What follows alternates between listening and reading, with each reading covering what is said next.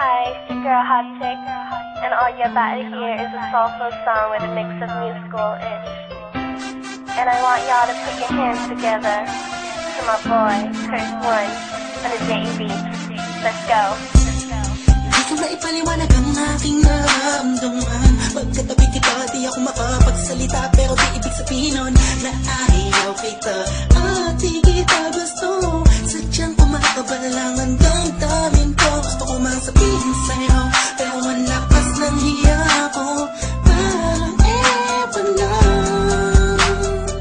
Pinipili ng buhay ko, handa kong i-alay lahat sabihin mo lang at gagawin ko para sa'yo. Handa kong ibigay lahat ng sa'kin sa'yo. Tik-tik-tik-tik-tik kung kaya mo wala ka sa'kin.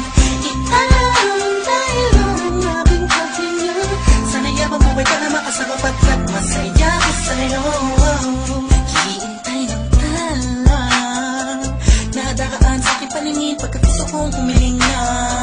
Sana ang pinakati na tangi-tangi babae na sa'kin nakapagdulot ng kakaibang sa'yo di na mawala ba dahil baka di ko kayanin to.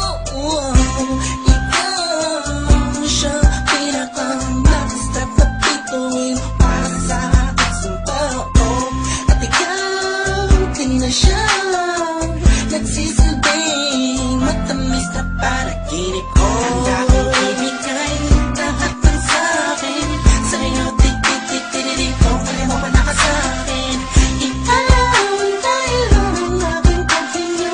Sana yabang buhay ka na makasama pagkat masaya ko sa'yo.